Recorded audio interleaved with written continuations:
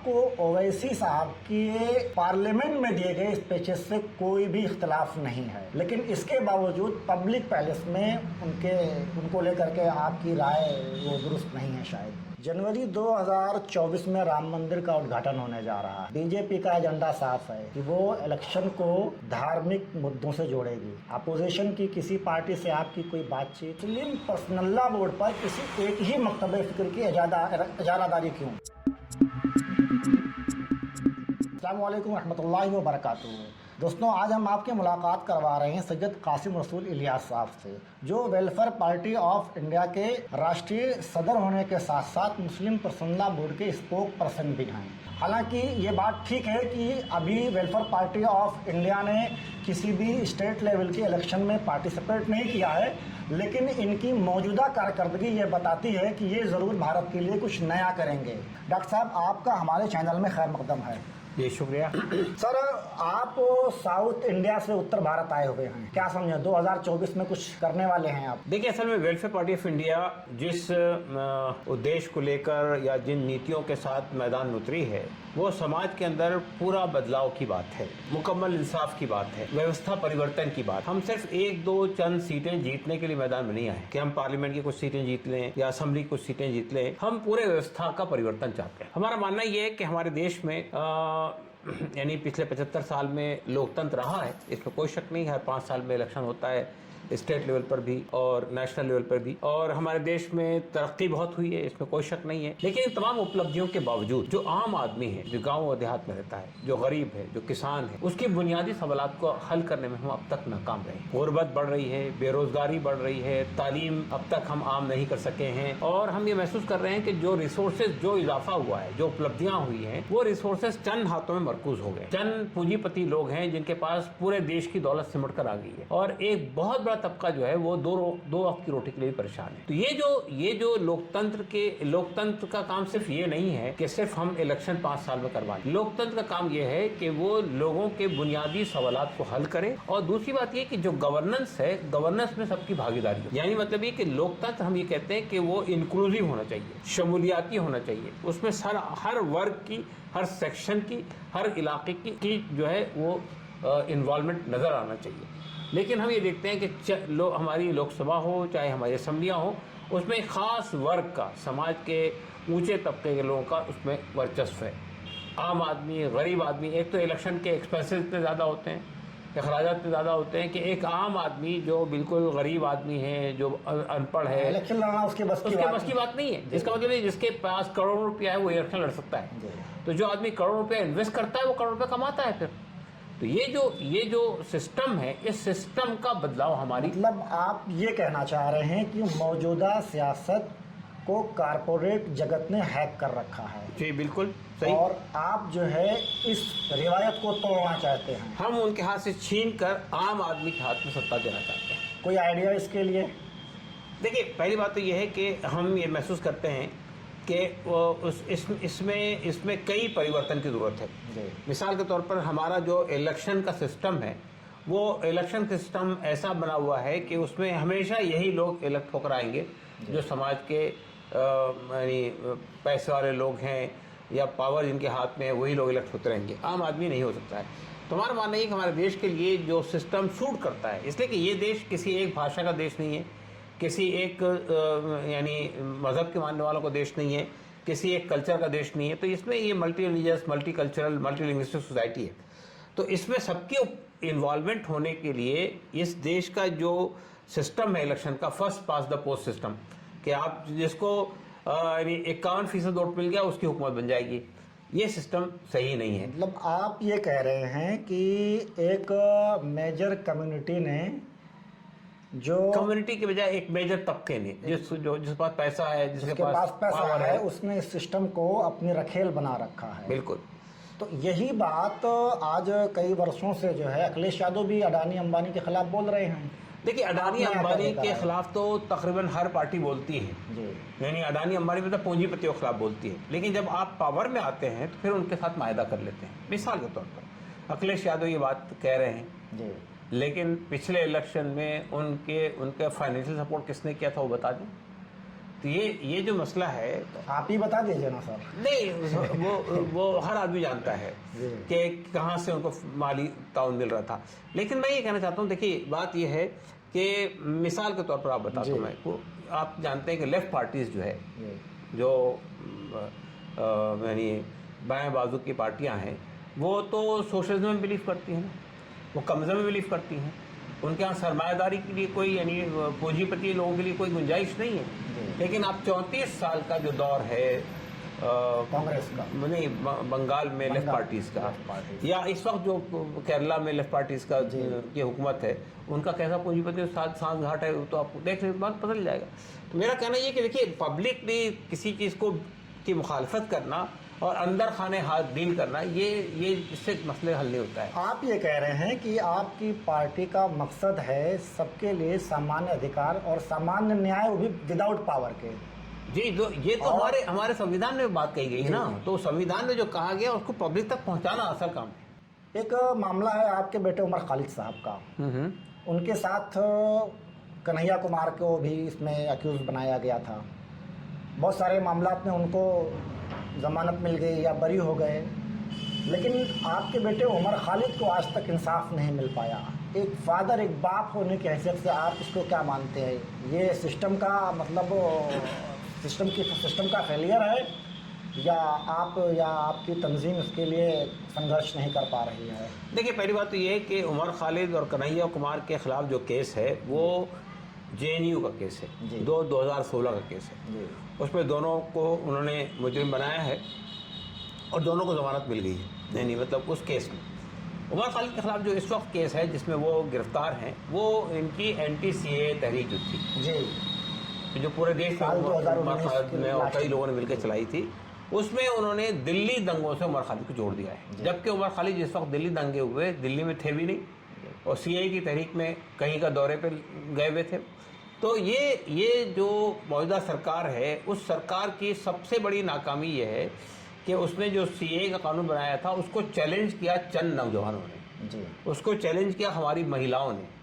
उसके लिए ये बड़ी आश्चर्यजनक बात थी कि मिल्लत की बड़ी बड़ी तंजीमें और दूसरे इदारों के मुकाबले में पूरी नौजवान वर्ग पूरे देश का उसके खिलाफ खड़ा हो गया, पूरा महिला वर्ग उसके खिलाफ खड़ा हो गया। और ये तहरीक जो थी एक बहुत ही बड़ी तहरीक की शक्ल में सामने आई थी। और नतीजा ये हुआ कि उन्होंने जिस तरह NRC के ज़रिए से मुसलमानों की शहरियत को पे क्वेश्चन खड़ा करना और फिर जो गैर मुस्लिम उसकी जद में आए उनको दो चोर दरवाजे से CAA के ज़रिए से वापस लाना, ये जो मनसूबा बनाया था, ये मनसूबा खाक में मिल गया। तो ये उनके लिए बहुत बड़ा सेटबैक था और उन्होंने सोचा कि भाई इसकी सजा मिलनी चाहिए उन लोगों को जिन्होंने तहरीक चलाई थी। तो ये दिल्ली दंगों में फंसाकर इनको उमर खालिद को डाला गया है। बेहुदा इल्जामात है, बेबुनियाद इल्जामात है, उसमें कोई दम नहीं है। अगर सही से इस पर अदालती कार्रवाई तो सब छूट जाएंगे।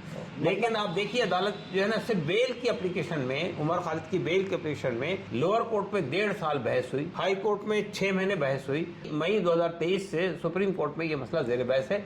6 बार एडजर्नमेंट हो गया अब तक के।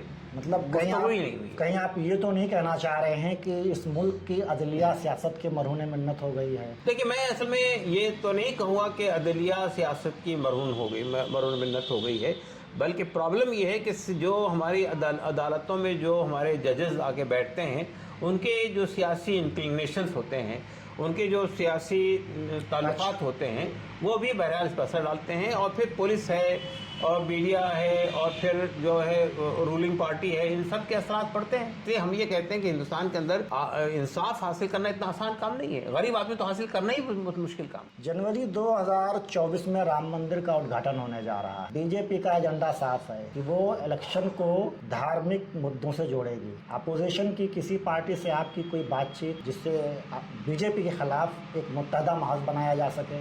देखिए, अपोजिशन पार्टियों से बातचीत तो हमारी चल रही है। देखिए, मैं एक बात ये कहना चाहता हूँ कि बीजेपी ने 10 साल हुकूमत की इस मुल्क में, और ये साबित हो गया कि अवाम को देने के लिए उसके पास कुछ नहीं है। उपलब्धियों के नाम पर, अचीवमेंट के नाम पर बीजेपी का जेब खाली है। इसलिए 2019 का इलेक्शन उन्होंने पुलवामा पे जीता और 2024 के इलेक्शन के लिए वो राम मंदिर का मुद्दा फिर से खड़ा कर रहे हैं। आप ये बताइए कि आम आदमी की जो समस्या है, ये राम मंदिर है या ये है? असल आम आदमी की समस्या ये कि उसको रोजगार मिलना चाहिए, उसको 2 वक्त की रोटी मिलनी चाहिए, उसको इंसाफ मिलना चाहिए, उसको जो है डिग्निटी मिलनी चाहिए। आम आदमी को जब आप ये चीज नहीं दे रहे हैं, नहीं दे पा रहे हैं, वादा आपने जितने किए थे वो सब वादे यानी आप उसके खिलाफ वर्जी कर चुके हैं, तो आम आदमी को देने के लिए कुछ नहीं है, तो आप ऐसे मुद्दे उठाना चाहते हैं जिसपे लोगों को, यानी धार्मिक मुद्दों को बुनियाद पे लोगों को जो है गुमराह कर दिया जाए और फिर जो है फांसीवाद के बुनियाद पे जो आप इलेक्शन जीत ले। डॉक्टर साहब, मामला ये है कि आज 2014 के बाद से जब से बीजेपी सत्ता पे है, बीजेपी कह रही है कि हम सबका साथ सबका विकास में विश्वास करते हैं। अपोजिशन के कुछ ही नेता इस बात को बोलते हैं, लेकिन जब यही बीजेपी अपोजिशन में हुआ करती थी तो वो पब्लिक के मुद्दों को लेकर के आपने देखा होगा कि स्मृति ईरानी हुई या जो है एक हमारी फॉरेन मिनिस्टर हुआ करती थी, वो जो है सिलेंडर लेकर के रोड पर उतर जाया करती थी।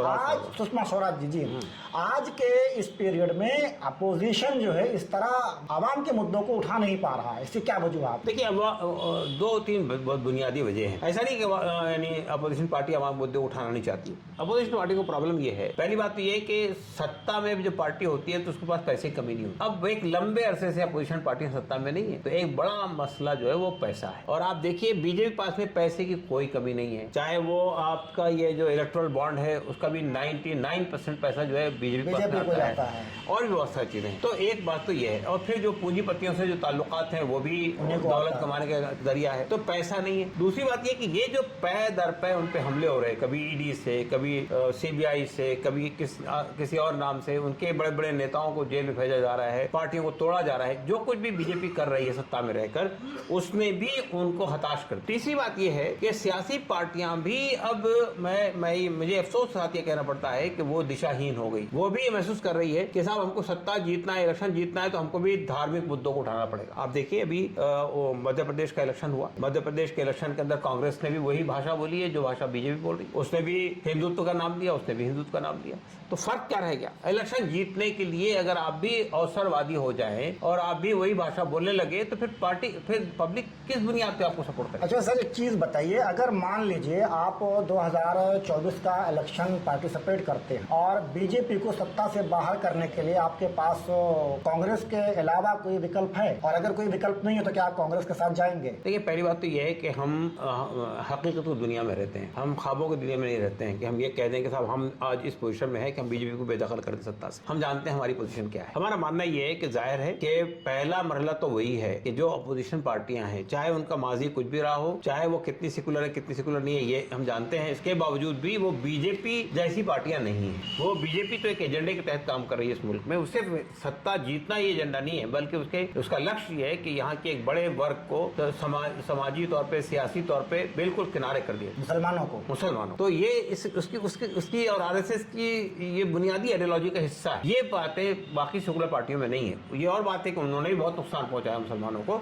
लेकिन वो उनका कोई ऐसा मंसूबा नहीं है जिसके बुनियाद पे वो इस तरह काम करें। तो मेरा कहना सिर्फ ये है कि हमारे पास सरहद के अलावा कोई ऑप्शन अवेलेबल नहीं है कि जो इंडिया अलायंस की शक्ल में गठबंधन बना है उसके हिमायत की जाए, उसको सत्ता में वापस लाने की कोशिश की जाए और उसके अंदर जो अपॉर्चुनिज्म है उसको दूर करने की कोशिश। खैर, ये तो हो गई सियासी बातें, क्योंकि मुस्लिम पर्सनल लॉ बोर्ड के स्पोक पर्सन भी, तो ये क्वेश्चन हम लोगों को बचपन से मारी डाल रहा है कि मुस्लिम पर्सनल लॉ बोर्ड पर किसी एक ही मकतब फिक्र की इजारादारी क्यों? देखिए, पहली बात तो ये है कि मुस्लिम पर्सनल लॉ बोर्ड में मैं ये कहना चाहता हूँ बहुत ईमानदारी के साथ में कि तमाम ही मसालिक, मकातिब, फिक्र और तबकात की नुमाइंदगी है। नुमाइंदगी कम ज्यादा हो सकती है, यानी आप ये कह सकते हैं कि नुमाइंदगी जितनी होनी चाहिए उतनी नहीं है, लेकिन ये नहीं कह सकते किसी मकतब फिक्र की या किसी मसलक की नुमाइंदगी नहीं। हमने एक कोशिश की, देखिए मुस्लिम पर्सनल लॉ बोर्ड के पूरे मुल्क से 251 अरकान हैं। उन 251 अरकान में से तकरीबन 150 अरकान तो असासी मेंबर होते हैं, यानी जिनकी जगह खाली होगी सिर्फ इंतकाल के ऊपर या रिजाइन करने, तो 100 लोग ही नए मुंतखब होते हैं हर 3 साल। अब ये जो लोग मुंतखब होते हैं इसमें हमको ये देखना पड़ता है कि हर स्टेट की नुमाइंदगी हो जहाँ मुसलमान है, फिर ये देखना पड़ता है कि हर बड़े दीनी मदरसे की नुमाइंदगी हो उसके अंदर, फिर ये देखना पड़ता है हर दीनी जमात की नुमाइंदगी हो उसके अंदर, फिर ये देखना पड़ता है कि मुसलमानों की हर मसलक की नुमाइंदगी हो उसके अंदर, हनफी, शाफई, मालिकी, हम्बली, इसकी नुमाइंदगी उसके अंदर, अहले हदीस, जाफरी। फिर ये देखना पड़ता है कि मिल्लत के जो दानिश्वर तबके के लोग हैं, जो हमारे वकला हैं, जो हमारे सहाफ़ी हैं, उनकी नुमाइंदगी हो। तो ये बहुत ही मुश्किल काम है कि 251 लोगों में, और बल्कि आप ये और आगे नीचे जाएंगे 100 लोगों में सबको समेटना और सबको तशफ़ी मिल जाए कि हाँ सबकी नुमाइंदगी हो रही। तो कम से कम सिंबॉलिक नुमाइंदगी तो हम कह सकते हैं सबकी है। हमारे के पर्सनल लॉ बोर्ड के वाइस प्रेसिडेंट हैं, उसको आप उठाकर देखिए, एक जमा इस्लामी का है, एक जमतुलमा का है, एक अहले हदीस का है, एक जाफरी फ़िक़्ह का है और एक बरेलवी तबके का। तो ये नुमाइंदगी वहाँ पर इस तरह से है। फिर उसके बाद आप देखेंगे सेक्रेटरी अंदाज के अंदर भी ये नुमाइंदगी है, सेक्रेटरीज में भी यानी अहले हदीस भी है, अहले हदीस शायद नहीं है, हनफी भी है, हनफी भी है, बरेलवी भी है, देवबंदी भी है, दोनों भी उसके अंदर। और इसके साथ साथ फिर ये हम देखते हैं कि हमारी नुमाइंदगी अरकान सतह। मुझे अफसोस साथ ये कहना पड़ता है कि जो लोगों की नुमाइंदगी होती है उसके अंदर वो लोग प्लेटफॉर्म पे नहीं आते। मतलब जब हम यानी हम कोई बड़ा जलसा ऑर्गेनाइज करते हैं तो होना ही चाहिए कि वो सब ये मुजाहरा करें कि हम मुत्तहिद हैं, हम एक प्लेटफॉर्म पर हैं। मतलब आप ये कह रहे हैं कि मुस्लिम पर्सनल लॉ बोर्ड में हिंदुस्तान के सभी मकातिब फ़िक्र के लोग हैं, लेकिन हर मकतब फ़िक्र के लोग आगे आकर इस बात को एक्सेप्ट नहीं कर पा रहे हैं कि हम मुस्लिम पर्सनल लॉ बोर्ड के मेंबर हैं। हाँ, मिसाल के पे बताता हूँ आपको, मिसाल के पे उबैदुल्लाह खान आज़मी जी, तौक़ीर रज़ा खान साहब। नहीं, तौक़ीर रज़ा खान साहब ने तो मुस्लिम पर्सनल लॉ बोर्ड जदीद बना लिया था सर। वो बना लिया था, मतलब हम तो गए ना ऊपर से भी। देखिए बनाया तो सबने बनाया था, शिया पर्सनल लॉ बोर्ड भी बना, बरेली पर्सनल लॉ बोर्ड भी बना, वीमेन पर्सनल लॉ बोर्ड भी बना। क्या हुआ? मुस्लिम पर्सनल लॉ बोर्ड तो अपने का कायम है ना, मुस्लिम पर्सनल लॉ बोर्ड सबका बोर्ड है, बाकी ये जो अलग अलग बने ये। दूसरी बात ये बताइए, मुफ्ती मुकर्रम साहब और जो आपके अजमेर के सज्जादा नशीन हैं, गुलबर्गा के सज्जादा नशीन हैं और आपके निजामिया के जो, ये सारे लोग मेंबर हैं। हम मेंबर हैं। बताइए, हमें आज पहली बार पता चल रहा है। मैं बताता हूँ आपको, मेरे पास तो लिस्ट है ना पूरी, ऐसा नहीं है। मैंने आपका एक बयान सुना कि आपको ओवैसी साहब के पार्लियामेंट में दिए गए स्पीचेस से कोई भी इख्तिलाफ नहीं है, लेकिन इसके बावजूद पब्लिक पैलेस में उनको लेकर के आपकी राय वो दुरुस्त नहीं है शायद। नहीं, देखिए मैंने बात ये कही है कि ओवैसी साहब ने जिस तरह मिल्लत को रिप्रेजेंट किया है, मिल्लत के मसाइल को रिप्रेजेंट किया है, बहुत अच्छे तरह से रिप्रेजेंट किया है हमारी पार्लियामेंट के अंदर। दो बातें हमारा जो इख्तिलाफ है, दो बातें। हमारा कहना है कि हिंदुस्तान में आइडेंटिटी पॉलिटिक्स, किसी एक खास फ़िरक़े की पॉलिटिक्स, किसी एक खास फ़िरक़े की पॉलिटिक्स करना मुनासिब नहीं है। अगर आप करें, इंक्लूसिव पॉलिटिक्स करें, सबकी बात करें। जिस दिन आप किसी खास फ़िरक़े के और सिर्फ मुसलमानों की पॉलिटिक्स करेंगे, उस दिन आप मुस्लिम फ़िरक़ापरस्त हो जाएंगे और उसका पूरा फ़ायदा हिंदू फ़िरक़ापरस्तों को मिलेगा, जैसा कि मिल रहा है। हम ये कहना चाहते हैं कि आपकी ज़बान, बयान, अंदाज, इस अंदाज़ा होना चाहिए कि आप सबकी बात करें। हमारी सियासी पार्टियों के नाम में भी ये नहीं होना चाहिए कि हम मुसलमानों की पार्टी, आप सबकी पार्टी बनिए ना। आप मुझे बताइए, समाजवादी पार्टी का बेस वोट यादव है, असलन वो यादवों की पार्टी है, लेकिन कोई उसको यादव पार्टी नहीं कहता, कोई उसको हिंदुओं की पार्टी नहीं कहता। बहुजन समाज पार्टी असलन चमारों की पार्टी है, लेकिन कोई उसको चमारों की पार्टी नहीं कहता है, कोई उसको हिंदुओं की पार्टी नहीं कहता, कोई उसको दलितों की पार्टी नहीं कहता। तो ये जो बात है कि MIM क्यों सिर्फ मुसलमानों की पार्टी है, MIM सबकी पार्टी क्यों नहीं? तो असल मसला सिर्फ नाम से नहीं होता है, असल मसला आपके अंदाज बयान से, आपके तर्ज गुफ्तगू से, आपके चीज़ों को टेकअप करने से होता है। अगर आपकी तकरीरों से, आपकी तमाम चीज़ों से अगर बीजेपी को फायदा हो रहा है और उससे मुसलमानों को बाय एंड लार्ज फायदा नहीं हो रहा, तो उससे लोग क्या समझेंगे? तो ये जो बात है, हमारा मानना सिर्फ इतना ही है। सिर्फ अवैध साहब बात नहीं कर रहा हूँ, जब भी आप सिर्फ मुसलमानों की पार्टी बनाएंगे और सिर्फ मुसलमानों की बात करेंगे, ये मुसलमानों का मनसबी तकाजा भी ये है कि वो सबकी बात करें, वो सबकी भलाई के सोचें, सबके लिए इंसाफ की बात करें, सबके बुनियादी सवालात को हल करें। ये तो आपके खैर उम्मत होने का तकाजा है। अगर आप ये नहीं कर रहे हैं तो फिर इसका मतलब ये है कि आप उस तकाजे को पूरा नहीं कर रहे। नहीं, तो क्या ये माना जाए कि ओवैसी साहब इनडायरेक्टली बीजेपी को फायदा पहुंचा रहे हैं? मैं ये नहीं कहूँगा, इसलिए मैं एक सियासी पार्टी का आदमी हूँ। मुझे इस तरह किसी और पार्टी के सरबराह पर या किसी और पार्टी के आदमी पर इस तरह का इल्ज़ाम नहीं लगाना चाहिए। मैं ये कहता हूँ, अमलन जब भी कोई भी मुस्लिम सियासी पार्टी बनेगी और वो सिर्फ मुसलमानों की बात करेगी, तो उसका फायदा बीजेपी को। बीजेपी ये तासुर पैदा करना चाहती है इस मुल्क में, तो मुसलमान आज़ादी के बाद अपना एक मुल्क लेकर अलग हो गए, अब फिर यहाँ एक मुल्क बनाना चाहते हैं अपना, इसलिए अपनी पार्टी और अपना झंडा और अपनी वो ये चला रहे हैं। मतलब आप ये कहना चाह रहे हैं कि नीयत भले आपकी ऐसी ना हो, लेकिन फायदा पहुंच रहा है। देखिए, इनडायरेक्टली फायदा पहुंचता है, इसलिए कि जब भी आप एक खास फिरके की सियासत करेंगे और खास मुस्लिम सियासत करेंगे, तो उसका इसका फायदा हिंदू कम्युनिस्टों को पहुंचेगा और पहुंचता है। एक आखिरी सवाल, उत्तर प्रदेश की राजनीति में अभी आपने कदम रखा, इससे पहले भी आप यूपी इलेक्शन में आपने अखिलेश यादव से मुलाकात की। हाँ। और आपकी कहीं ना कहीं इत्तेहाद की बात भी बन गई थी, अचानक से आपको किनारे लगा दिया गया या आपने बिला शर्त उन्हें हिमायत दे दी? पहली बात तो ये कि हमने उनको कोई हिमायत नहीं दी। उस वक्त चूंकि मुसलमानों का मूड ही ये था कि बीजेपी को इख्तियार से हटाने के लिए हमें एक सियासी पार्टी की हिमायत करना चाहिए, इसलिए बाय एंड लार्ज मुसलमानों ने 85% मुसलमानों ने अखिलेश यादव के हक में वोट दिया, है ना। मैं ये कहना चाहता हूँ, अखिलेश यादव से मैंने ये बात कही थी कि हमारी पार्टी की बहुत ज्यादा उत्तर प्रदेश में वो नहीं है, पकड़ नहीं है। अभी हमने कदम रखा है, यहाँ पर वक्त लगे, लेकिन मैं जाती तौर पर भी और मेरा मुख्तलिफ तंजीमों से ताल्लुक होने की वजह से मुसलमानों की हिमायत दिलाने में मैं कुछ रोल प्ले कर सकता हूँ। मेरी मौजूदगी आपके यहाँ जो होगी उसका आपको फायदा पहुंचेगा। हमको कितना फायदा पहुंचेगा वल्लाह वाला सवाल, लेकिन आपको फायदा। लेकिन अखिलेश यादव ने जितनी मुलाकातें हुई, आखिरी मुलाकात के बाद मैंने पब्लिकली ये कह दिया था कि अखिलेश यादव बीजेपी को नहीं हटा पाए, यहाँ बीजेपी कौन बनेगा। अभी 2024 में अगर अखिलेश और राहुल गांधी में किसी के साथ अगर आपको जाना हो तो किसके साथ जाना पसंद करेंगे? नहीं, अखिलेश और यादव राहुल तो एक ही प्लेटफॉर्म पे आ गए। अब तो इंडिया अलायंस चल रहा है, उनका तो इख्तिलाफ हो गया। इख्तिलाफ तो दिखानी पब्लिक नहीं है, तो इंडिया अलायंस में साथ में है ना वो अभी। मतलब आप मानते हैं अंडरग्राउंड मामला अभी बिगड़ा नहीं है? देखिए, सियासी पार्टियां पब्लिकली क्या कहती हैं उसको अगर आप फेस वैल्यू पे ले लेंगे तो फिर आप कभी सियासत को समझ नहीं पाएंगे हिंदुस्तान की। डॉक्टर साहब, आप हमारे जिले सिद्धार्थनगर में आए, डुमरियागंज कॉन्स्टिट्यूंसी में आप आए, आपका बहुत बहुत खैर मुकदम है और आपने हमारे लिए टाइम निकाला, इसके लिए आपका बहुत बहुत शुक्रिया दोस्त।